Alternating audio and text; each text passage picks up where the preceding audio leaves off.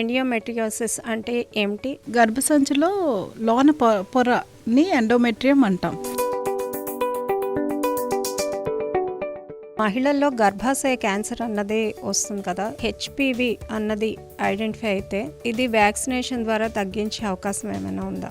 HPV infection ఉన్న వాళ్ళలో cancer వచ్చేది అంటే యూజువల్గా అరౌండ్ ఒక 10 years వరకు మనకి ఇంక్యుబేషన్ పీరియడ్ ఉంటుంది.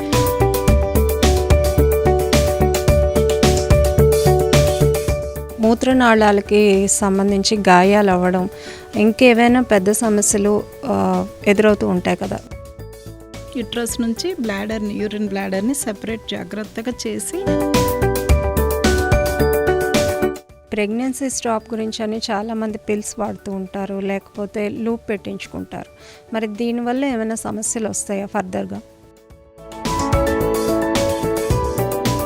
హెల్త్ కేర్ ఈ ఆదివారం సాయంత్రం 4 గంటలకు ఛానల్ నెంబర్ 22లో మరియు మంగళవారం సాయంత్రం 4 గంటలకు ఛానల్ నెంబర్ 8లో.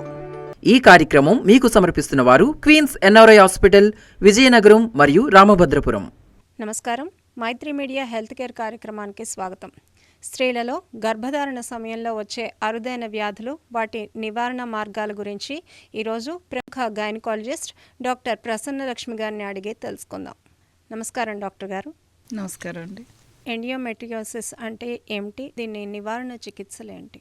అసలు ఎండోమెట్రియోసిస్ అంటే గర్భసంచిలో లోన పొరని ఎండోమెట్రియం అంటాం. అది ఎండోమెట్రియం ఎప్పుడైనా కానీ అదర్ దాన్ యుట్రస్ కాకుండా బయట ఆర్గాన్స్లో ఉంటే కనుక దాన్ని ఎండోమెట్రియోసిస్ అంటాం. మోస్ట్ కామన్ ఓవరీ మీద ఉంటుంది, అది ఓవేరియన్ ఎండోమెట్రియోసిస్ అంటాం. మనకి ఇప్పుడు థొరాసిక్ ఎండోమెట్రియోసిస్ అనేది చాలా రేర్ కండిషన్. బట్ అదేంటంటే అది వచ్చేటప్పుడు ఏమవుతుంది అంటే యూజువల్గా పీరియడ్స్ వచ్చే టైంలో అంటే మెన్స్ట్రేషన్ టైంలో 2 to 3 days సమయంలో యూజువల్గా చెస్ట్ పెయిన్, ఆయాసం, డిస్నీ అంటాం, ఆయాసం, నెక్స్ట్ బ్లడ్ హిమాప్టైసిస్, దగ్గు ఎక్కువ వస్తుంది, దగ్గుతో పాటు బ్లడ్ కూడా వచ్చే అవకాశాలు ఉంటాయి. అంటే రొటీన్గా ఇవన్నీ మామూలుగా రెగ్యులర్గా కార్డియాక్ పేషెంట్స్కి లంగ్ ప్రాబ్లమ్స్ ఉన్నప్పుడు మనకి కాఫ్, హిమాప్టైసిస్ అలాంటివన్నీ సిమ్టమ్స్ ఉంటాయి. బట్ పీరియడ్స్తో రిలేటెడ్ ఇది వస్తుంది కాబట్టి మనం అలా ఐడెంటిఫై బేస్డ్ ఆన్ హిస్టరీ మనం ఇలా సస్పెక్ట్ చేస్తాం. థొరాసిక్ ఎండోమెట్రియోసిస్ అంటాం. దానికి డయాగ్నోసిస్ ఎట్లా అంటే హిస్టరీతో పాటు మనం బ్రాంకోస్కోపీ, నెక్స్ట్ బయాప్సీ అంటే మనం scan, chest x-ray, CT chest అన్నీ చేస్తాం. వాటిలో ఆ పీస్ది టెస్ట్ తర్వాత విజువల్ ఎయిడెడ్ థొరాసిక్ సర్జరీ అంటాం అనమాట, వ్యాట్స్. దాంట్లో ఆ బయాప్సీ తీసి టెస్ట్ చేసి మనం అది కన్ఫర్మ్ చేసుకోవడం జరుగుతుంది. దానికి ట్రీట్మెంట్ అంటే ఏంటంటే చాలా వరకు మనం ఎండోమెట్రియోసిస్కి జనరల్గా సిమ్టమాటిక్ ట్రీట్మెంట్ అంటే కంటిన్యూస్గా ఓసీ పిల్స్ అంటే కాంట్రాసెప్టివ్ పిల్స్ అంటారు కదా, అట్లాంటివి ఈ ట్యాబ్లెట్స్ కంటిన్యూస్గా ఇస్తాం. అంటే హార్మోన్స్ని సప్రెస్ చేస్తాం అనమాట. అప్పుడు ఈ సిమ్టమ్స్ అన్నీ కంట్రోల్ అవుతాయి. దాంతోపాటు మనం ప్రొజెస్ట్రాన్ హార్మోన్స్, ప్రొజెస్టిన్ అంటాం, జిఎన్ఆర్హెచ్ అని కొన్ని, ల్యూప్రోలాయిడ్, ఇలాంటి కొన్ని మెడికేషన్స్ ఉంటాయి. వాటితో మనం కొంచెం ఆ సిమ్టమ్స్ అన్నీ మనం తగ్గేటట్టు చేయొచ్చండి. నెక్స్ట్ అది కాదు అని అనుకుంటే ఇంకా ఫర్దర్గా మనం ఇంకా వెళ్ళాలి, సివియర్గా ఉన్నాయి ఈ సిమ్టమ్స్ అనుకుంటే మనం సర్జరీకి వెళ్ళొచ్చు. అంటే సర్జరీలో వ్యాట్స్ అంటాం, ఆ surgery visual aided thoracic surgery చేసి ఆ బిట్ అనేది, ఆ పీసెస్ని రిమూవ్ చేసేస్తారు. ఈ ఎండోమెట్రియల్ గ్లాండ్స్ ఏ పార్ట్ మీద అయితే ఉందో, ఇలా కామన్గా ఏంటంటే లంగ్స్ మీద ప్లోరా అంటే లంగ్స్ చుట్టూ ఉన్న కవర్ ఉంటుంది కదా, పొర, ఆ పొర మీద ఉంటుంది. నెక్స్ట్ డయాఫ్రమ్, ఇలాంటి పార్ట్స్ మీద ఎప్పుడైతే వచ్చిందో దాన్ని థొరాసిక్ ఎండోమెట్రియోసిస్ అంటారు. హిస్టరీ అన్నారు కదా, అది ఏంటి? పేషెంట్ అంటే జెనెటికల్గా తీసుకోవాలా, లేదా ప్రీవియస్గా వాళ్ళకున్న ఇబ్బందుల గురించి హిస్టరీ తీసుకుంటారా?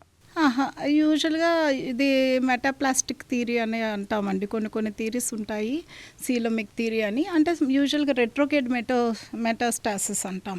అంటే మెన్స్ట్రేషన్ అనేది ఇప్పుడు మనకి బయటికి యుట్రస్ ద్వారా నుంచి మనకి వెజన ద్వారా బ్లడ్ బయటికి పోతుంది కదా, అలా కాకుండా యుట్రస్ నుంచి ట్యూబ్స్ నుంచి బయటికి బ్యాక్ రెట్రోగ్రేడ్ అనమాట, వెనక్కి ఎప్పుడైతే వెళ్ళిందో ఆ ఎండోమెట్రియం తాలూకా పీసెస్ అనేవి ఈ చుట్టుపక్కల ఆర్గాన్స్కి ఆర్గాన్స్కి మనకి స్ప్రెడ్ అయ్యే ఛాన్స్ ఉంటుంది. వాటి మీద ఈ ఎండోమెట్రియల్ గ్లాండ్స్ అలాగే ఇంప్లాంట్ అయిపోయి అటాచ్ అయిపోయి అప్పటి నుంచి ఈ హార్మోనల్ ఇంబ్యాలెన్స్ పీరియడ్స్ టైంలో ఎక్కువయ్యి ఇలా మెన్స్ట్రేషన్ జరిగినట్టు అవుతుంది. ఆ పార్ట్స్ మీద రెడ్గా అయిపోతాయి అన్నమాట. అది ఎండోమెట్రియోసిస్. చాలా వరకు కొంతమందికి ఇలా డయాఫ్రమ్ ద్వారా, కొంతమందికి లింఫాటిక్ సిస్టమ్ ద్వారా వెనక్కి బ్యాక్కి వెళ్ళే అవకాశాలు స్ప్రెడ్ ఉంటుంది. బ్లడ్ ద్వారా కొంతమందికి స్ప్రెడ్ అయ్యే ఛాన్సెస్ ఉంటాయి. మేయర్ రాకిటాస్కి కస్టర్ హెయిర్ సిండ్రోమ్ అంటే ఏంటి మేడం? ఇది ఎలా వస్తుంది? దీనికి ఏ రకమైన చికిత్స చేస్తారు? మేయర్ రాకిటాన్స్కి కషర్ హసర్ సిండ్రోమ్ అంటే MRHKS సిండ్రోమ్ అని అంటామమ్మా. అది యాక్చువల్గా ఏంటంటే మనకి బేబీ డెవలప్ అయ్యేటప్పుడు ఫీటల్ స్టేజ్లో పొట్టలో బేబీ డెవలప్ అయ్యేటప్పుడు మనకి ఏమవుతుందంటే ములేరియన్ డక్ట్ అని అంటాం. ములేరియన్ డక్ట్స్ ఏంటంటే 2 డక్ట్స్ ఉంటాయి. ఆ 2 కలిపి ఫ్యూజన్ అయ్యి వాటి నుంచి మనకి ఒక యుట్రస్, తర్వాత vagina, upper part 2/3 of vagina form అవుతుంది. ఇది ఎప్పుడైతే ఈ ములేరియన్ డక్ట్ ఇప్పుడు సమ్ జెనెటిక్ కాజెస్ వల్ల యూజువల్గా ఇది వస్తుంది. లేడీస్ ఫీమేల్ బేబీయే అంటే దాని తాలూకా క్రోమోజోమ్, ఆ బేబీ తాలూకా క్రోమోజోమ్ అయితే లేడీస్ అదే ఫీమేల్ క్రోమోజోమే ఉంటుంది.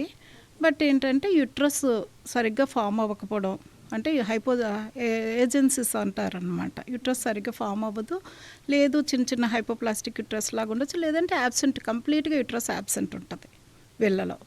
వెజనా కూడా అప్పర్ పార్ట్ ఆఫ్ వెజనా అంటే యోని ద్వారం అంటాం కదా, అది కూడా మనకు అప్పర్ పార్ట్ ఉండదు ఆ అమ్మాయికి, ఆ బేబీస్లో. అవుటర్ చిన్న చిన్న పిట్, అది చిన్న హోల్ అనేది కనిపిస్తుంది తప్ప ఆ బేబీస్లో యుట్రస్ అది ఉండదు. సో వీళ్ళకి ఏంటంటే ఓవరీస్ ఉంటాయి, అండాశయాలు ఉంటాయి. సో అండాశయాలు ఉండటం వల్ల మనకి ఎలా ఉంటుందంటే బయటికి ఓవరీ ఫంక్షన్ అంతా బాగుంటుంది కాబట్టి వాళ్ళు ప్యూబర్టీ రీచ్ అయ్యేటప్పుడు వాళ్ళకి హార్మోన్స్ అంతా బాగుంటాయి కాబట్టి చక్కగా అంటే సెకండరీ సెక్షువల్ క్యారెక్టర్స్ అంటే బ్రెస్ట్ డెవలప్మెంట్ కానీ, జెనిటల్ ఆర్గన్స్ డెవలప్మెంట్ కానీ బయటికి అంతా అమ్మాయిలాగే బాగానే ఉంటుంది. బట్ క్రోమోజోమ్స్ కూడా ఫీమేల్ టైప్లోనే 46XX అంటాం క్రోమోజోమ్స్, అవే ఉంటాయి. బట్ వీళ్ళకి యుట్రస్ అది యాబ్సెంట్ అది ఉంటుంది. సో పీరియడ్స్ అది రావు, మనకి సిమ్టమ్స్ మెచ్యూర్ అవ్వరు, అది ఉంటుంది. నెక్స్ట్ ఇంకా పీరియడ్స్ అవి రారు కాబట్టి ఇది మనకి అప్రోచ్ అయితే మనం వాళ్ళని డయాగ్నోస్ అది బేస్డ్ ఆన్ హిస్టరీ మిగతావన్నీ చూసుకొని ఇన్వెస్టిగేట్ చేసుకోవాలి. అల్ట్రాసౌండ్ అది చేసామంటే మనకి యుట్రస్ కనిపించదు. నెక్స్ట్ వెజైనా కూడా మనకి MRI పెల్విస్ చేస్తే దాంట్లో మనకి ఐడెంటిఫై చేయొచ్చు. అప్పుడు క్రోమోజోమ్స్ టెస్ట్ చేసాం అనుకోండి, క్యారియోటైపింగ్ చేస్తే ఫీమేల్ క్యారియోటైప్ వస్తుంది. బట్ ఇవేవి ఉండవు కాబట్టి యూజువల్గా ఇది. ఇంకొన్ని దీంట్లో కొంచెం సెకండ్ టైప్ ఏంటంటే మేయర్ రాకిటాన్స్కి టైప్ 1, టైప్ 2 ఉంటాయి. టైప్ 2 వచ్చేటప్పటికి ఈ యుట్రస్ అవి వాటి యాబ్సెంట్తో పాటు కిడ్నీ ప్రాబ్లమ్స్, కిడ్నీ కూడా ఉండదు వీళ్ళకి. రీనల్ ఏజెన్సీస్, కిడ్నీ సరిగ్గా తయారవ్వడం కానీ, skeletal deformities, skeletal muscle deformities ఇట్లాంటివన్నీ, స్కెల్టల్ బోన్స్ ఇట్లాంటివన్నీ డిఫార్మిటీస్ ఉంటాయి. సో ఇది దానికి మనం చూసుకొని వీళ్ళకి ట్రీట్మెంట్ అడిగారు కదా, ట్రీట్మెంట్ వచ్చేటప్పటికి మనకి బయట వెజైనా అంటే యుట్రస్ ఎలాగూ ఉండదు, బట్ అమ్మాయి మామూలుగా సెక్షువల్ ఫంక్షన్ అది మామూలుగా ఉండడం కోసం వెజైనోప్లాస్టీ అంటాం అన్నమాట. అది యోనికి ప్రాపర్గా క్రియేట్ చేస్తారు, అది చేయొచ్చు. నెక్స్ట్ వాళ్ళకి ప్రెగ్నెన్సీ అది అవ్వదు కాబట్టి IVF ద్వారా సర్గసీ ప్లాన్ చేసుకోవచ్చు. అంటే ఓవరీస్ ఉంటాయి కదా, ఓవరీస్ని అది బయట తీసి IVF ద్వారా సర్గసీ ప్లాన్ చేసుకోవచ్చు. మహిళల్లో గర్భాశయ క్యాన్సర్ అన్నది వస్తుంది కదా, దీంట్లోని స్క్రీనింగ్ టెస్ట్లోని HPV అన్నది ఐడెంటిఫై అయితే ఇది వ్యాక్సినేషన్ ద్వారా తగ్గించే అవకాశం ఏమైనా ఉందా? అంటే HPV వైరస్ DNAని మనం ఇప్పుడు ఐడెంటిఫై చేస్తాం స్క్రీనింగ్ టెస్ట్ అంటే. స్క్రీనింగ్ టెస్ట్ అంటే మనకి క్యాన్సర్ రాకముందే మనం ముందే ఏంటంటే ఈ డయాగ్నోసిస్ అదే స్క్రీన్ చేయటానికి, అంటే హై రిస్క్ ఎవరెవరైతే ఉన్నారో వాళ్ళందరికీ మనం స్క్రీన్ చేసి జనరల్ పాపులేషన్లో కూడా మనం స్క్రీనింగ్ టెస్ట్ లాగా వాడచ్చు. ఓకేనా? అంటే ఏమైనా రిస్క్ ఆఫ్ క్యాన్సర్ ఎంతమందికి వచ్చే ఛాన్స్ ఉందనేది మనం ఐడెంటిఫై చేసుకుంటాం అనమాట. సో ఈ రొటీన్ స్క్రీనింగ్ అనేది ప్యాప్స్మీర్, అది రొటీన్గా జనరల్, ఎందుకంటే అది కాస్ట్ ఎఫెక్టివ్, కొంచెం అమౌంట్ పరంగా కంపారిటివ్లో 1500 to 2000 అలా ఉంటుంది. HPV వైరస్ DNA మనం చెక్ చేయాలి అంటే కనుక ఇది కొంచెం కాస్ట్ ఉంటుంది, 8000 to 10,000 అలా ఉంటుందండి. ఇది వైరస్ డిఎన్ఏ కానీ ఇది మోర్ స్పెసిఫిక్. ఇది బ్లడ్లో మనం బ్లడ్ శాంపిల్ తీసుకొని డిఎన్ఏ కానీ ఐడెంటిఫై చేస్తే హెచ్పివి అంటే హ్యూమన్ ప్యాపిలోమా వైరస్ అన్నమాట. ఇది ఐడెంటిఫై చేస్తే కనుక risk of cancer more likely, అంటే ఇన్ఫెక్షన్ ఉందని ఐడెంటిఫై చేస్తాం. హెచ్పివి ఇన్ఫెక్షన్ ఉన్న వాళ్ళలో క్యాన్సర్ వచ్చేది అంటే యూజువల్గా అరౌండ్ ఒక 10 years వరకు మనకి ఇంక్యుబేషన్ పీరియడ్ ఉంటుంది. వైరస్ మన బాడీలో ఎంటర్ అయ్యి క్యాన్సర్ సర్వైకల్ క్యాన్సర్ వచ్చినంత వరకు అరౌండ్ ఒక 10 years వరకు ఇంక్యుబేషన్ పీరియడ్ ఉంటుంది. ఈ టైంలో మనం కానీ అది స్క్రీనింగ్ ద్వారా ఇప్పుడు వైరస్ కానీ డిటెక్ట్ చేస్తే వీళ్ళు హై రిస్క్ కాబట్టి ఇంకా ఫర్దర్గా వీళ్ళకి రొటీన్ ఎగ్జామినేషన్ అది అంటే కంపల్సరీగా వైరస్ ఐడెంటిఫై చేసినంత మాత్రాన క్యాన్సర్ ఉందని కాదు, మనం రిస్క్ ఎక్కువ ఉంది వీళ్ళకి అని ఐడెంటిఫై చేస్తాం, అవకాశాలు ఎక్కువ ఉన్నాయి. సో ఎప్పుడైనా కూడా సో వాళ్ళకి రొటీన్గా మనం సర్వైకల్ ఎగ్జామినేషన్ సర్విక్స్ అంటే చూసుకుంటా, నెక్స్ట్ ఏంటంటే ఏమైనా ప్రీ క్యాన్సరస్ లేషన్స్ అనమాట, సో కొంచెం సస్పీషియస్ లేషన్స్ లాగా ఏమైనా ఉంటే ముందుగా ట్రీట్ చేసుకోవటం, ఎరోజన్స్ అక్కడంతా ఏమైనా అట్లా ఉంటే ముందుగా ట్రీట్ చేసుకోవడం అవన్నీ చేస్తాం. కాల్పోస్కోపీ గైడెడ్ బయాప్సిస్ అంటాం, అట్లాంటివన్నీ పీస్ తీసి టెస్ట్కి పంపించడం ఇట్లాంటివన్నీ చేసుకొని ఎర్లీగా డయాగ్నోస్ చేయడానికి యూజ్ అవుతుంది. వ్యాక్సినేషన్ అంటే హెచ్పివి వ్యాక్సినేషన్లో మనకి రొటీన్గా ఇప్పుడు మనం చాలా కామన్గా మనం చూస్తున్నవి 3 types. ఒకటి సర్వారిక్స్ అంటే హెచ్పివి వైరస్లు టైప్స్లో చాలా ఉన్నాయి.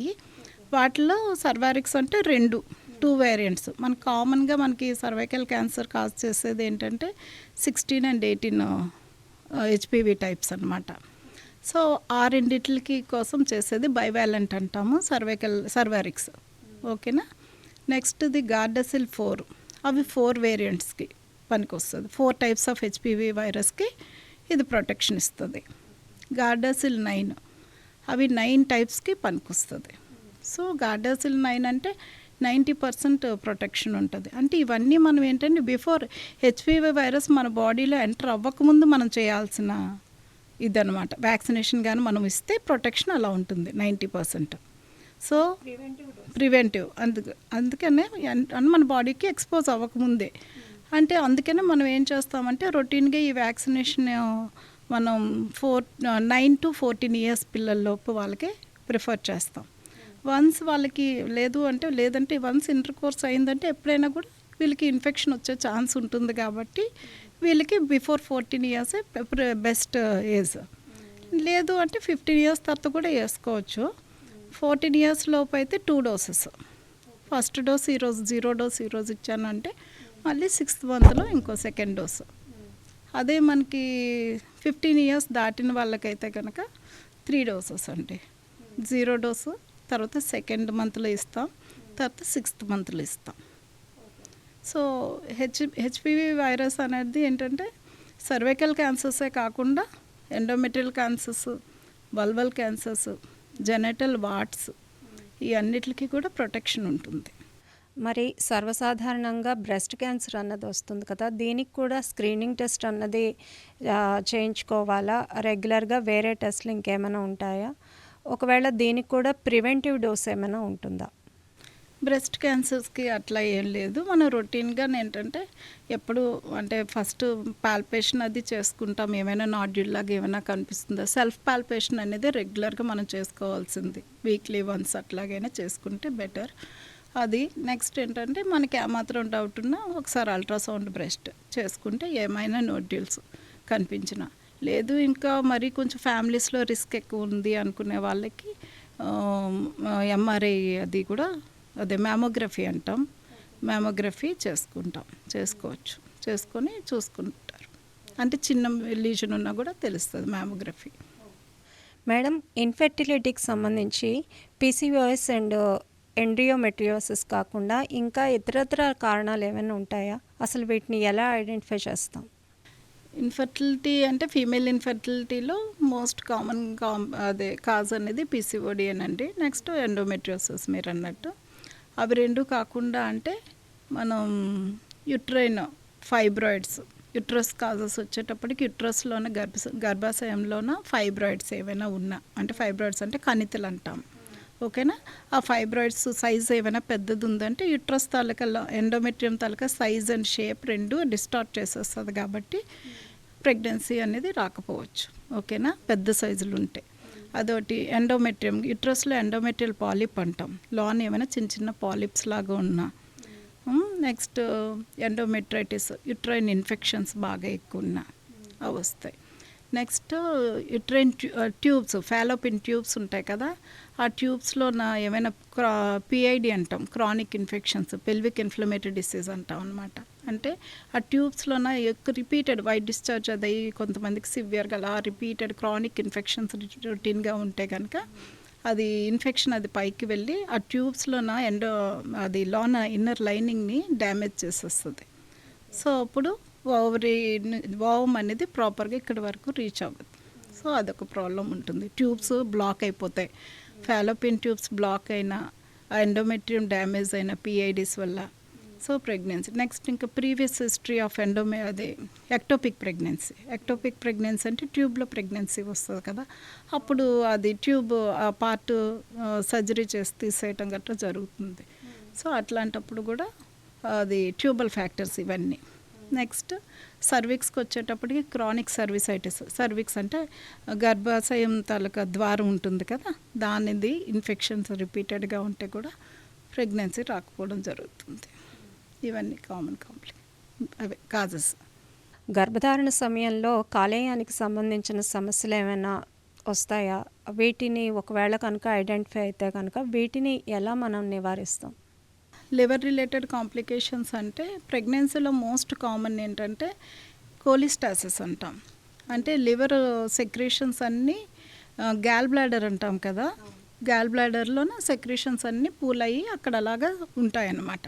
అవి అవసరం బట్టి అట్లాగా డైజెస్టివ్ సిస్టంలోకి అవి రిలీజ్ అవుతూ ఉంటాయి.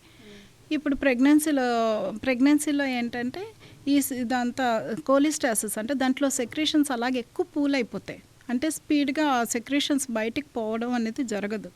దాన్ని కోలిస్టాసిస్ ఆఫ్ ప్రెగ్నెన్సీ అంటాం. అది most common complication in pregnancy.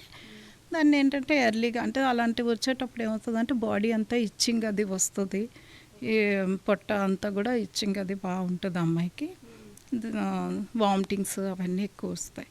So అట్లాంటప్పుడు ఏంటంటే ఆ సిమ్టమ్స్ బట్టి మనకి అది కామన్ కాంప్లికేషన్ ఇన్ ప్రెగ్నెన్సీ కాబట్టి అది ప్రివెంట్ చేయడం అంటూ ఉండదు. బట్ ఎర్లీగా డయాగ్నోసిస్ చేసుకొని దానికి రిలేటెడ్ Li52 సిరప్స్ ఇంకేవో సమ్ టైం మెడికేషన్ అది ఉంటుంది, అది మనం వాడుకోవచ్చు. నెక్స్ట్ అదర్ కాంప్లికేషన్స్ అంటే fatty liver of pregnancy, fatty liver ఒకటి వస్తుంది.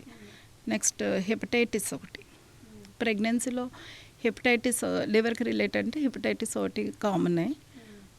అది హెపటైటిస్ అంటే అది ప్రివెంట్ చేయొచ్చు, ఎందుకంటే హెపటైటిస్ బి వ్యాక్సినేషన్ మనం కానీ ముందు బిఫోర్ ప్రెగ్నెన్సీ కానీ డ్యూరింగ్ ప్రెగ్నెన్సీ కానీ వ్యాక్సినేషన్ వేసుకుంటే అది హెపటైటిస్ బి రాదు. ఓకేనా, హెపటైటిస్ రాదు. నెక్స్ట్ ఇంకోటి ఏంటంటే మనం హెపటైటిస్ యూజువల్గా మనకి త్రూ బ్లడ్ ట్రాన్స్ఫ్యూషన్స్ అండ్ ఆ నీడిల్స్ అది ప్రాపర్గా మనం వాడుకోవడం వల్ల కదా వచ్చేది, బ్లడ్ ట్రాన్స్మిటెడ్ కాబట్టి అవి మనం ఏంటంటే కొంచెం కేర్ఫుల్గా అవి ట్రాన్స్ఫ్యూషన్స్ అవన్నీ ప్రాపర్గా మనం చేసుకుంటే, అంటే స్క్రీనింగ్ చేసుకుంటే ప్రాబ్లం ఉండదు. నెక్స్ట్ హెపటైటిస్, నెక్స్ట్ ఇన్ఫెక్షన్స్ ఒకటి అంటే అక్యూట్ లివర్ ఇన్ఫెక్షన్స్, అవన్నీ పర్వాలేదండి, ట్రీట్ చేసుకోవచ్చు. ఫ్యాటీ లివర్ గురించి చెప్పారు కదా, సో ఆడవాళ్ళలో ఫ్యాటీ లివర్ అన్నది ఎలాగా కారణమవుతుంది? లేడీస్లో యూజువల్గా 40 years తర్వాత కొంచెం ఫ్యాటీ లివర్ అనేది కొంచెం కామన్ అండి. ఎందుకంటే కొంచెం ఒబేసిటీ అది ఎక్కువ ఉంటే కనుక గ్రేడ్ 1 ఫ్యాటీ లివర్ అనేది లేడీస్లో చాలా కామనే. సో ఫ్యాట్ అనేది అక్కడ చేరుతుందన్నమాట. దట్టు ఇంకా ఆల్కహాల్ అండ్ స్మోకింగ్ వాళ్ళు చేసే వాళ్ళ ఇంకొంచెం ఎక్కువ రిస్క్ ఉంటుంది. అందుకే ప్రెగ్నెన్సీలో ఆల్కహాల్ కానీ స్మోకింగ్ కానీ ఇవేమైనా ఉంటే కనుక స్టాప్ చేయమని చెప్తాం. మేడం, రోబోటిక్ సర్జరీస్ అన్నది ఈ రోజుల్లో చాలా కామన్ అయిపోతున్నది. గైనకాలజీలో రోబోటిక్ సర్జరీస్ అన్నది ఎంత ప్రాముఖ్యత ఉన్నదన్నది వివరించండి. రోబోటిక్ సర్జరీస్ అండ్ గైనకాలజీ అంటే రోబోటిక్ ఆర్మ్స్తోని సర్జన్ ఆపరేట్ చేస్తారు. దాంట్లో ఏంటంటే ఇది 3-dimensional అండ్ బెటర్ వ్యూ ఉంటుంది, బెటర్ విజన్ అంతా బాగుంటుంది, చాలా పర్ఫెక్ట్ రెసిషన్ అది అంతా బాగుంటుంది, రిజల్యూషన్ అంతా అని. దీంట్లోనే అంటే యూజువల్గా గైనకాలజికల్లో వాడేది ఎక్కువ ఏంటంటే హిస్టెక్టమీస్, గర్భాశయాన్ని తొలగించే ప్రొసీజర్ని హిస్టెక్టమీ అంటాము. అదొకటి. యూట్రస్లో ఫైబ్రాయిడ్స్ అంటాం. ఇప్పుడు మయోమస్ ఇందాక మీకు చెప్పాను కదా, ఫైబ్రాయిడ్స్ ఏమైనా పెద్దవి ఏమైనా కాయలు ఉంటే వాటిని తొలగించడానికి ఓన్లీ మయోమా ఒకటే, అంటే యూట్రస్ ఫైబ్రాయిడ్ ఒక్కటే తొలగిస్తారు, గర్భసంచిని ఉంచేస్తారనమాట. అంటే ఇన్ కేస్ ఫ్యూచర్లో వాళ్ళు ఫెర్టిలిటీ కావాలి, పిల్లలు కావాలి అనుకునేటప్పుడు మయోమెక్టమీ అంటాం. అది రోబోటిక్ సర్జరీస్లో చేస్తారు కామన్గానే. నెక్స్ట్ అదర్ కాకుండా ఇంకేంటంటే ఓవరీస్లో ఏమైనా ఓవేరియన్ ట్యూమర్స్ కానీ ఏమైనా ఎండోమెట్రియోసిస్ అంటే ఓవరీస్లో ఎండోమెట్రియం ఎక్కువ, ఇందాక మనం అనుకునేటట్టు ఎండోమెట్రియం ఉండి ఎండోమెట్రియోటిక్ సిస్ట్ లాగా అనమాట, చాక్లెట్ సిస్ట్ అంటాం, బ్రౌనిష్ కలర్లో ఇంతే సైజు ఉంటాయి, వాటిని రిమూవ్ చేయడానికి యూజ్ అవుతుంది. ఇలాంటి వాటిలన్నిటిలోన రోబోటిక్ సర్జరీస్ వాడతారు. నెక్స్ట్ మన కార్సినోమాస్ యుట్రైన్ క్యాన్సర్స్లో కానీ, next early stages of cancers ఏదైనా కానీ, cervical cancers, uterine cancers, ovarian cancers ఏదైనా ఎర్లీ స్టేజ్, ఎక్కువ స్ప్రెడ్ ఉంటే మళ్ళీ కష్టం అవుతుంది సర్జరీ. సో ఎర్లీ స్టేజెస్లో ఇది రోబోటిక్ సర్జరీస్ బాగానే వాడుతున్నారు. నెక్స్ట్ ప్రొలాప్స్లో సాక్రోపెక్సీ అంటాం అనమాట, అంటే యుట్రస్ జారకుండా పైకి ఫిక్స్ చేయడానికి ఇది రోబోటిక్ సర్జరీ వాడుతున్నారు. దీంట్లో మెయిన్ దీని అడ్వాంటేజ్ ఏంటంటే అంటే ఇన్సిషన్ సైట్ చిన్న ఇన్సిషన్. నెక్స్ట్ బ్లడ్ లాస్ తక్కువ, హాస్పిటల్ స్టే తక్కువ. డిసడ్వాంటేజెస్ అంటే అన్ని అవైలబిలిటీ తక్కువ, కాస్ట్ ఎక్కువ. అన్ని చోట్ల ఇది ఉండదు. దట్టు ఆ డాక్టర్స్ అదంతా స్పెసిఫిక్ వెల్ ఎక్స్పీరియన్స్డ్ పర్సన్స్ ఉండాలి, ఆ సర్జన్స్. అది లిమిటెడ్ హాస్పిటల్స్లోనే ఉంటుంది. కాస్ట్ కూడా చాలా ఎక్కువ ఉంటుందండి, అరౌండ్ 3 to 4 lakhs అలాగా ఒక హిస్టరెక్టమీకి. మనకి మామూలుగా అయితే ఒక 80,000 to 1 lakh లోపు మంచి హాస్పిటల్స్లో అయితే హిస్టరెక్టమీ అయిపోతుంది.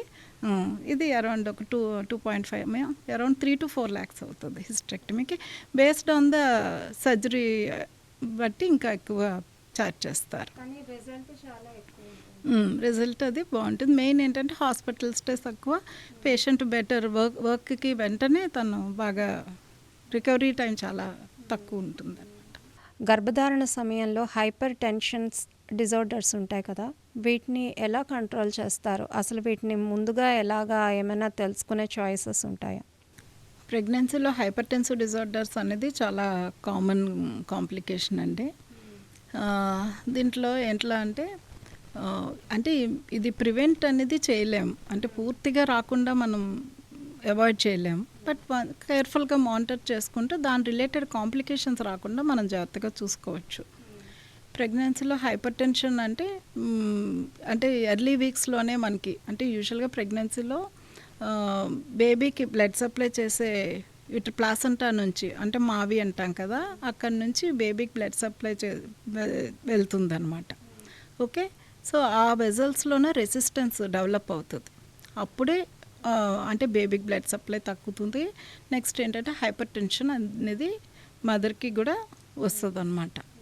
సో వీటిల్లో మనం ఏంటంటే ఎర్లీ వీక్స్లోనే మనం around 14 weeks to 16 weeks of ప్రెగ్నెన్సీలోనే ప్రొఫిలాక్టిక్గా మనం ఎకోస్ప్రిన్ అంటాం, యాస్ప్రిన్ అనేది కామన్ కదా, అది 75 to 150 milligrams ట్యాబ్లెట్ మనం రెగ్యులర్గా రొటీన్గా పెట్టుకుంటే అది హైపర్ టెన్షన్ అనేది రావడం తగ్గుతుంది కంపారిటివ్లీ.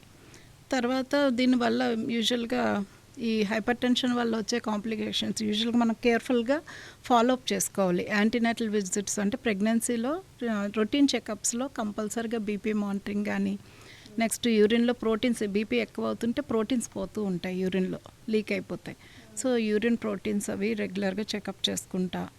నెక్స్ట్ ఇమ్యునెంట్ సైన్స్ అంటాం, బీపీ పెరగటం వల్ల కొన్ని సిమ్టమ్స్ ఉంటాయి, అవన్నీ ఇమ్యునెంట్ సైన్స్ ఆఫ్ ఎక్లాంప్సీ అంటాం అనమాట. ఎందుకంటే బీపీ ఎక్కువ పెరిగితే ఫిట్స్ ఎప్పుడైనా వచ్చే అవకాశాలు ఉంటాయి. సో దాన్ని ఎక్లాంప్సీ అంటాం.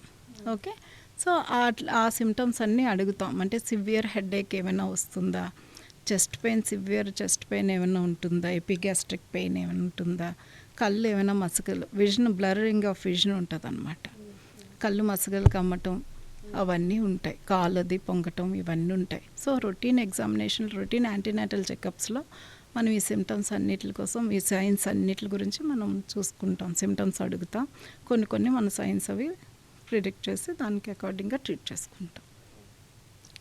ఎక్కువైతే కనుక యాంటీ హైపర్టెన్సివ్స్ అవన్నీ పెట్టుకొని దాని రిలేటెడ్ కాంప్లికేషన్స్ అన్నీ రాకుండా చూసుకోవాలి.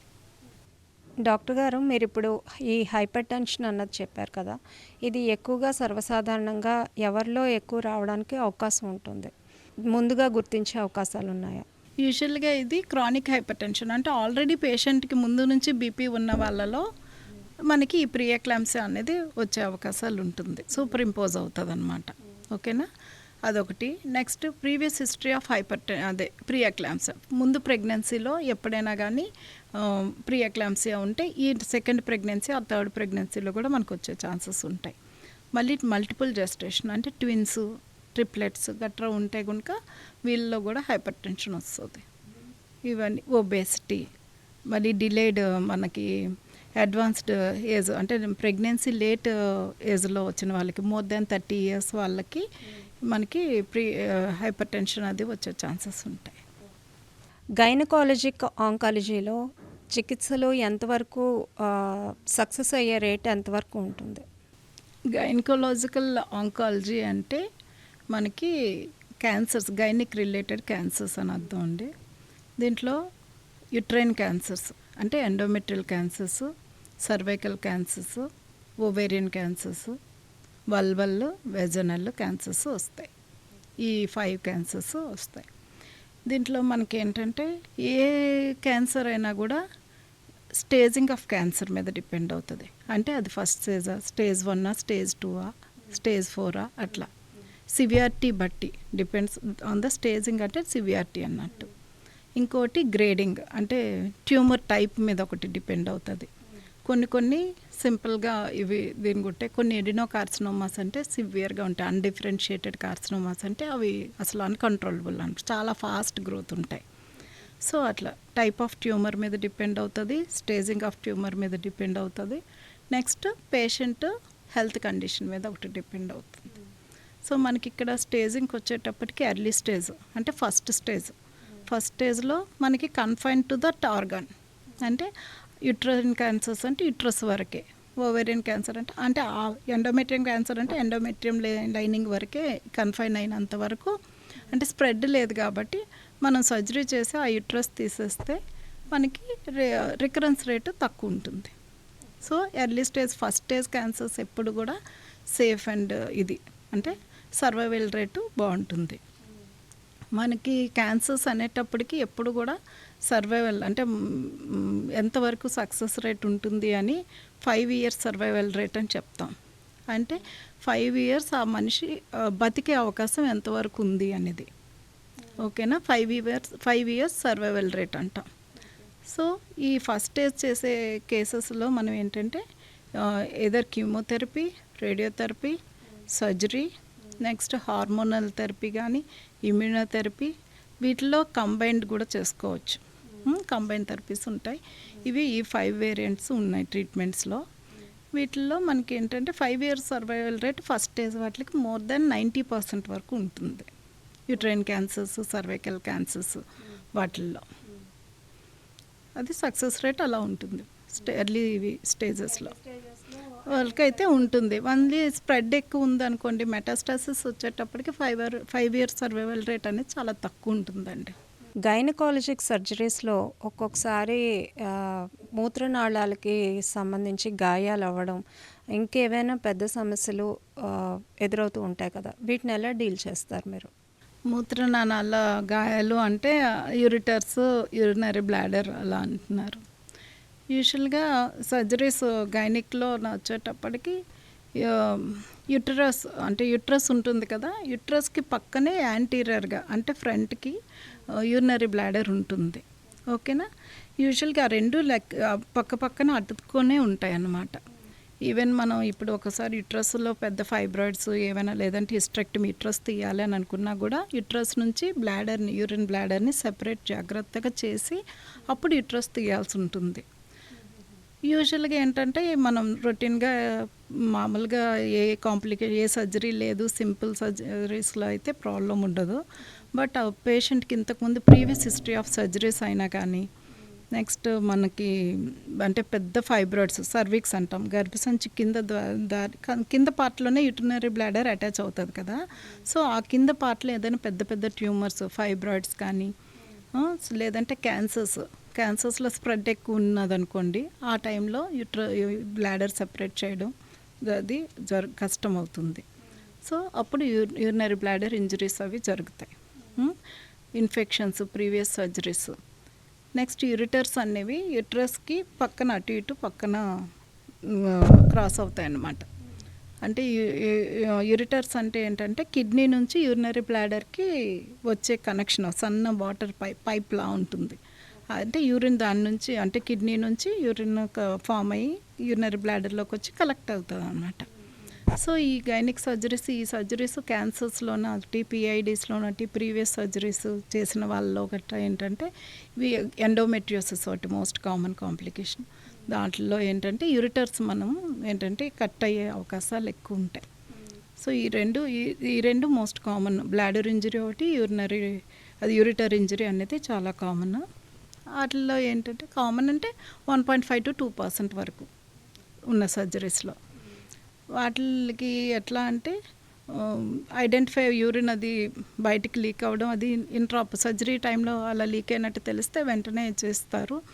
లేదు ఒక్కోసారి అది బై మిస్టేక్ తెలియలేదు అనుకోండి, ఆఫ్టర్ సర్జరీ ఏంటంటే యూరిన్ అబ్జర్వ్ చేస్తాం కదా యూరిన్ బ్యాగ్లో, దాంట్లో యూరిన్ రెడ్ కలర్లో బ్లడ్ స్టెయిన్డ్ యూరిన్ వస్తుంది.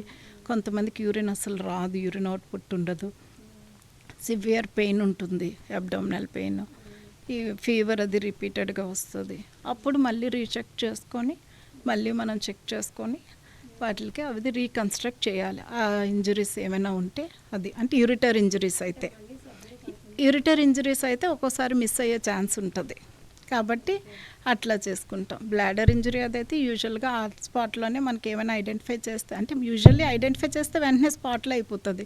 ఇన్ కేస్ మిస్ అయిన కేసెస్ కొంతమంది ఒక్కోసారి మిస్ చేయొచ్చు, అప్పుడు ఇవి ఉంటాయి అన్నమాట. తర్వాత పోస్ట్ ఆఫ్ కాంప్లికేషన్స్ ఇలా ఉంటాయి, రీసర్జరీ పడుతుంది.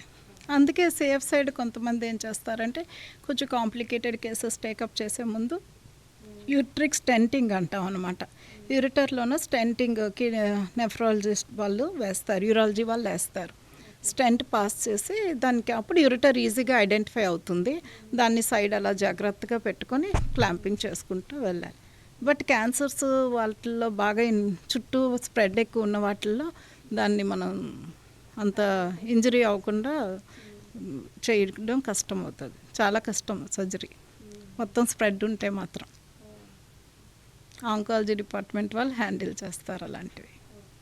పెల్విక్ ఆర్గాన్ ప్రొలాప్స్ అని అవుతుంది కదా, అసలు ఇదంటే ఏంటి? మెష్ వాడడం వల్ల ఏమైనా ఇబ్బందులు వచ్చే అవకాశాలు ఉన్నాయా?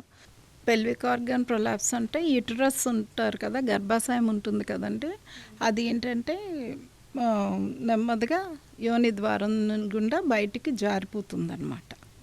దాన్ని యూట్రైన్ ప్రొలాప్స్ అంటాం.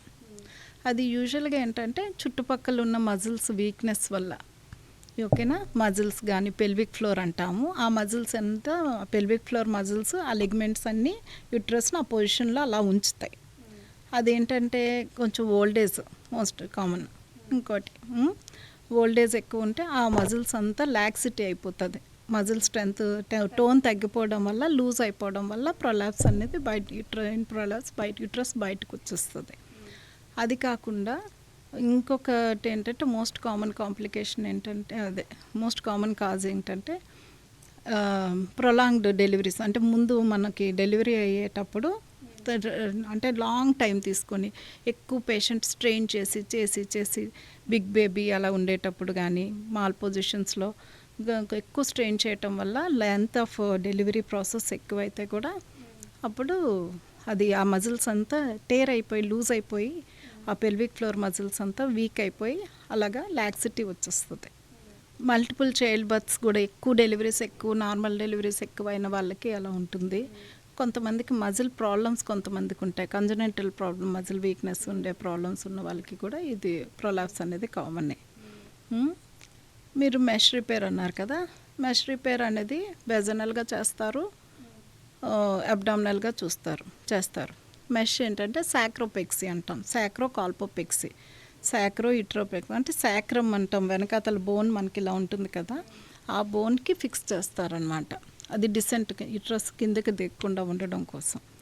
ఇప్పుడు వెజనల్ అయితే ఇప్పుడు చేయట్లేదు, బట్ చాలామంది ఇప్పుడు అబ్డామినల్ సాక్రోకాల్పోపెక్సీ చేస్తున్నారు, దాంట్లో మెష్ వేస్తారు. అది చాలా వరకు సక్సెస్ రేట్ బాగుంది. కాకపోతే మీకు మెష్ పెట్టడం వల్ల కాంప్లికేషన్స్ అన్నారు కదా, యూజువల్గా మెష్ అనేది అదేంటంటే మెష్ ఎరోజన్ అంటారనమాట. అది కొన్ని ఇయర్స్ తర్వాత ఆ మెష్ అనేది ఇదయ్యి ఎరోడ్ అయిపోతుంది. అంటే పీసెస్లా వచ్చేసి వెజన ద్వారా ఆ పీసెస్ బయటికి వచ్చేస్తాయి. తర్వాత కొంతమందికి మెష్ ఇన్ఫెక్షన్స్, మెష్ పెట్టేటప్పుడు ఇమీడియట్ ఇంట్రాప్ సర్జరీ టైంలో కాంప్లికేషన్స్ ఏంటంటే హిమటోమా, బ్లీడింగ్ ఎక్కువ అవ్వచ్చు, బ్లడ్ లాస్ ఉంటుంది, నెక్స్ట్ అక్కడ బ్లడ్ క్లాట్ ఫామ్ అయిపోవడం కానీ ఇన్ఫెక్షన్స్ ఇవన్నీ కామన్. డిలేడ్ వచ్చేటప్పటికి ఈ ఫిస్టులాస్ అంటాం అన్నమాట. వెజనా నుంచి యూరినరీ బ్లాడర్కి ఏవైనా కనెక్షన్ లాగా వచ్చి యూరిన్ అది వెజనా ద్వారా లీక్ అయిపోవటం, ఇట్లాంటి ఫిస్టులా ఫార్మేషన్స్, ఇన్ఫెక్షన్స్ ఇవన్నీ. డిస్పరోని అంటే అదంతా పెయిన్ ఉంది, ఎక్కువ క్రానిక్ పెయిన్ అది అంతా రావటం, ఇవన్నీ కాంప్లికేషన్స్. డాక్టర్ గారు, మరి ప్రెగ్నెన్సీ స్టాప్ గురించి అని చాలామంది పిల్స్ వాడుతూ ఉంటారు, లేకపోతే లూప్ పెట్టించుకుంటారు. మరి దీనివల్ల ఏమైనా సమస్యలు వస్తాయా ఫర్దర్గా? ప్రెగ్నెన్సీలో అదే కాంట్రసెప్షన్ కోసం అంటే ప్రెగ్నెన్సీ రాకుండా అవాయిడ్ చేయాలంటే దాన్ని కాంట్రసెప్షన్ అంటాము. దాంట్లో పిల్స్ ఉంటాయి, నెక్స్ట్ లూప్స్ కూడా ఉంటాయండి. నెక్స్ట్ డయాఫ్రమ్స్ అంటే కాండోమ్స్, అవన్నీ అదొక మెకానికల్ అది కాంట్రసెప్టివ్స్. అవి పిల్స్ వచ్చేటప్పటికి హార్మోన్ పిల్స్ కంబైన్డ్ అంటారు. ఈస్ట్రోజన్ ప్రొజెస్ట్రాన్ కలిపి ఉన్న కాంబినేషన్ ఉన్నవి ఉంటాయి. ఓన్లీ ప్రొజెస్ట్రాన్ ఓన్లీ పిల్స్ అవి ఉంటాయి. ఇవి కంబైన్డ్ వాడినంత వరకు పర్లేదు. ఓన్లీ ఈస్ట్రోజన్ పిల్స్ అట్లాంటివి వాడితే కనుక కొంచెం లాంగ్ టర్మ్ మనకి ఎక్కువగా 3 to 4 years అలా వాడే వాళ్ళకి ఏంటంటే కొంచెం కార్డియోవాస్కులర్ ఎఫెక్ట్స్, అంటే కార్డియాక్ ప్రాబ్లమ్స్ ఇట్లాంటివి ఎక్కువ వచ్చే ఛాన్సెస్ ఉంటాయి. మళ్ళీ బ్లడ్ క్లాట్ అవ్వటం, థ్రోంబో ఎంబాలిజం ఇలాంటివన్నీ కాంప్లికేషన్స్ ఉంటాయి.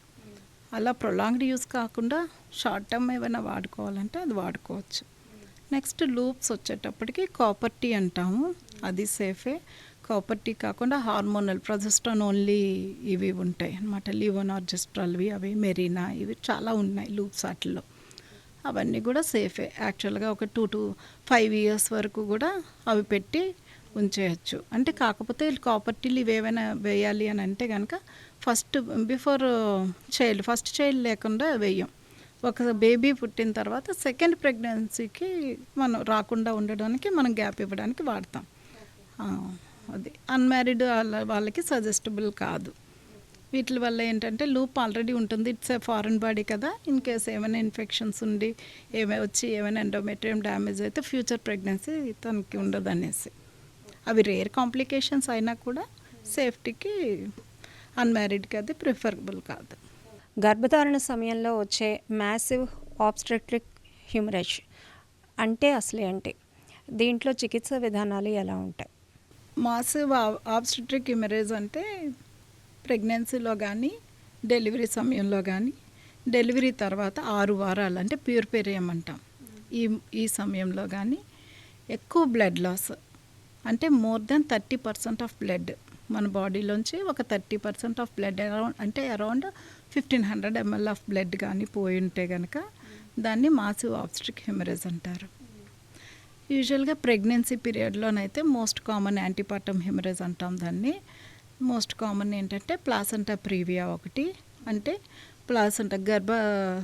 అంటే ప్లాసెంటా అంటాం, మావి అంటాం కదా, అది కిందన ఉంటుందన్నమాట. గర్భసంచిలో కిందన లోవర్ పార్ట్ ఆఫ్ యూట్రస్లో ఉంటుంది. అది ఈజీగా సెపరేట్ అయ్యే ఛాన్సెస్ ఉంటాయన్నమాట. సో అలా సెపరేట్ అయ్యి ప్రెగ్నెన్సీలో ఉంటుండగానే, అంటే 6th month 7th month ఎప్పుడైనా కానీ యాక్టివ్ బ్లీడింగ్ అనమాట, అన్కంట్రోల్డ్ బ్లీడింగ్ అయ్యే అవకాశాలు ఉంటాయి. దాన్ని ప్లాసెంటా ప్రీవియా అంటాం. ఇంకోటి ఏంటంటే అబ్రప్షన్ ప్లాసెంటా, అంటే ఏంటంటే యాక్సిడెంటల్గా అనుకోకుండానే ప్లాసెంటా, అంటే మేబీ బికాస్ ఆఫ్ బీపీ ఎక్కువ ఉండటం వలన, ఇంకా అదర్ రీజన్స్ అవ్వడం వల్ల, పడిపోవడం వలన ప్లాసెంటా అనేది యూట్రస్ నుంచి సెపరేట్ అయిపోయి విపరీతమైన బ్లీడ్ అవుతుంది. అంటే ఆ స్టేజ్లో ఎట్లా అంటే ఇంకా బేబీ కూడా కాంప్రమైజ్ అవ్వడానికి, అంటే బేబీ చనిపోయే అవకాశాలు ఉంటాయి. సో ఆ టైంలో అప్పుడు డెలివరీ ఇంకా అప్పుడు చేయకపోతే, ఇంకా డెలివరీ చేయకపోతే మదర్కి కూడా రిస్క్ అయ్యి మదర్ కూడా లైఫ్కి థ్రెటన్ అయ్యే ఛాన్స్ ఉంటుంది. సో అప్పుడు టర్మినేషన్ ఆఫ్ ప్రెగ్నెన్సీ చేస్తాం. అది antenatal. Next pregnancy during delivery ప్రాసెస్లో ఫస్ట్ ఏమవుతుందంటే ఎటోనిక్ పీపీహెచ్ అంటాం. అది మోస్ట్ కామన్ కాంప్లికేషన్ ఇలా బ్లీడ్ అవ్వడానికి రీజన్ ఎక్కువ. ఏంటంటే డెలివరీ అయిన వెంటనే యుట్రస్ గర్భసంచి అనేది పెద్ద సైజులో ఉంటుంది కదా, అది వెంటనే ఇలా ముడుచుకోవాలి. ఇట్లా ముడుచుకొని ఇలా ఇలా ఇలా క్రిస్ క్రాస్ ప్యాటర్న్లో ఇలా ముడుచుకుంటే లోనున్న వెజల్స్ అన్నీ కన్స్ట్రిక్ట్ అయిపోతాయి అన్నమాట. అప్పుడు బ్లీడింగ్ కంట్రోల్ అవుతుంది. బట్ ఒక్కోసారి ఏంటంటే యుట్రస్ ఇంత సైజ్ కాస్త బేబీ బయటకు వచ్చిన తర్వాత ముడుచుకోకుండా ఇలా రిలాక్స్డ్గా ఎప్పుడైతే ఉందో దాని నుంచి బ్లడ్ ఆ వెజల్స్ అన్నీ ఓపెన్గానే ఉంటాయి అన్నమాట ఇట్లా. సో వాటిలోంచి ఫుల్ బ్లడ్ లాస్ ఎక్కువ ఉంటుంది. చాలా అది ఎట్లా అంటే గష్ ఆఫ్ బ్లడ్ చూస్తుండగానే వితిన్ మినిట్స్లో బ్లడ్ లాస్ ఎక్కువై almost 1 unit 2 units 1000 ml 1500 ml అలా టపటప పోతూ ఉంటుంది అనమాట. చాలా most common and dangerous complication అది ప్రెగ్నెన్సీ డెలివరీ సమయంలో. సో అదొకటి.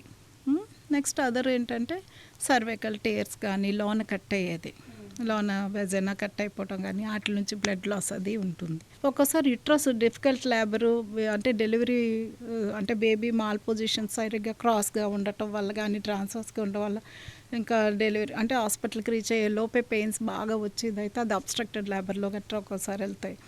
అప్పుడు యుట్రస్ రప్చర్ అవుతుంది. అప్పుడు ఇంటర్నల్ బ్లీడ్ ఉంటుంది. Internal plus external bleed. Uterine rupture ఒకటి కామన్ అదొక కాంప్లికేషన్. కామన్ కాదు కానీ రేర్ అయినా. అవి కాకుండా ఒక్కోసారి డెలివరీ అయిన తర్వాత లోన ప్లాసెంటల్ బిట్స్ అవి ఉండిపోతాయి. వాటి వల్ల కూడా బ్లీడింగ్ కంట్రోల్ అవ్వదు. ఇవి కాకుండా ఇంకా నెక్స్ట్ వచ్చేటప్పటికి కోయాగులేషన్ డిజార్డర్స్.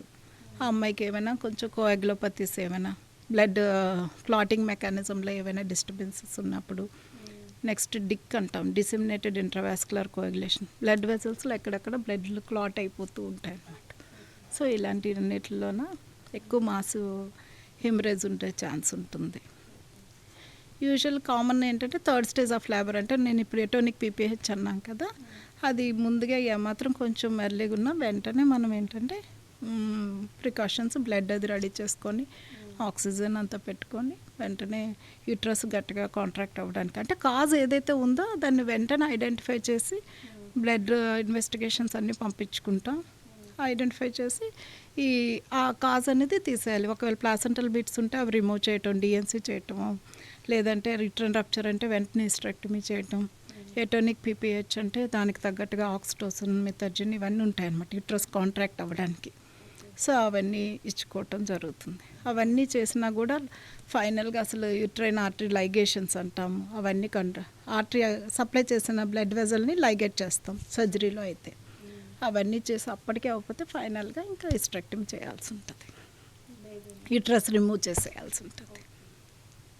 అంటే డెలివరీ తర్వాత కదా మనం అనుకునేవి కాంప్లికేషన్స్. ఒకవేళ కనుక క్యాన్సర్ అటాక్ అయ్యి తగ్గి లేదా ఇప్పుడు క్యాన్సర్తో బాధపడుతూ తల్లి అవ్వాలి అని అనుకుంటే వాళ్ళకి ఎంతవరకు చాయిసెస్ ఉంటాయి? క్యాన్సర్ వచ్చాక ఫెర్టిలిటీ కంపారిటివ్లీ తగ్గుతుంది. ఎందుకు అంటే క్యాన్సర్ వల్ల స్ప్రెడ్ అంటే ఎక్కువ ఆర్గాన్స్కి స్ప్రెడ్ అవ్వడం వల్ల ఒకటి రీజన్ అయితే ఈ కీమోథెరపీ ఒకటి, రేడియోథెరపీ ఒకటి మెయిన్గా ఎఫెక్ట్ ఉంటుంది. ఓకే అండి. సో సర్జరీస్, కీమో, రేడియేషన్ వల్ల ఓవరీస్ అవి డ్యామేజ్ అయ్యే అవకాశాలు ఉంటాయి. ఓకే. సో మనం ఏంటంటే ముందే మనకి ఇలాగ వాళ్ళు ఫెర్టిలిటీ కావాలి అనుకునే కపుల్స్ ఎవరైతే ఉన్నారో వాళ్ళకి మనం ఏంటంటే ముందుగా ఇలా ప్రాబ్లం ఉంది అంటే ముందుగా మనం ఫెర్టిలిటీ ఇలా తగ్గే ఛాన్స్ ఉంటుంది. ఈ కీమోథెరపీలు కానీ రేడియోథెరపీల వల్ల కూడా ఓవ్యులేషన్ అది జరిగే ఛాన్సెస్ ఇంత తక్కువ. ఇవన్నీ మనం ప్రాపర్ కౌన్సిలింగ్ అది ఇప్పించుకోవాల్సి ఉంటుంది ఫస్ట్ థింగ్. తర్వాత వాళ్ళు విల్లింగ్ అయితే కనుక మనం ఇంకోటి చేయొచ్చు. బిఫోర్ గోయింగ్ టు ట్రీట్మెంట్ మనం క్రయో ప్రిజర్వేషన్ అంటాం. అంటే ఓవరీని అదే ఓవంని తీసి ప్రిజర్వ్ చేయొచ్చు. ఓవమ్ని ప్రిజర్వ్ ఐవీఎఫ్ టెక్నిక్స్ ఉంటాయి కదా, ఓవెన్ని తీసి మనం ప్రిజర్వ్ చేయొచ్చు. జెంట్స్లో అయితే సెమెన్ క్రయో ప్రిజర్వేషన్ అంటాం, సెమెన్ని ప్రిజర్వ్ చేయొచ్చు. లేడీస్లో ఓవరీ ఒకటి ఓవేరియన్ టిష్యూని ప్రిజర్వ్ చేయొచ్చు. అట్లా ఓవేరియన్ టిష్యూ అంటే ఇంకా ప్యూబర్టీ చిన్న ఏజ్ వాళ్ళకి ఓవులేషన్ అప్పటికి జరగదు కదా, సో ఓవరీ టిష్యూ పీస్ తీసి దాన్ని ప్రిజర్వ్ చేస్తారు. ఆల్రెడీ కొంచెం ప్యూబర్టీ రీచ్ అయిన తర్వాత ఏమవుతుందంటే ఓవులేషన్ జరుగుతుంది కాబట్టి ఓమ్ని ప్రిజర్వ్ చేస్తాం. సో అది తర్వాత వాళ్ళు అంతా ట్రీట్మెంట్ అంతా తీసుకొని తను రికవరీ అయిన తర్వాత కెన్ గో ఫర్ అంటే ఐవీఎఫ్ ద్వారా వాళ్ళు ప్రెగ్నెన్సీ అది ప్లాన్ చేసుకోవచ్చు. Thank you madam.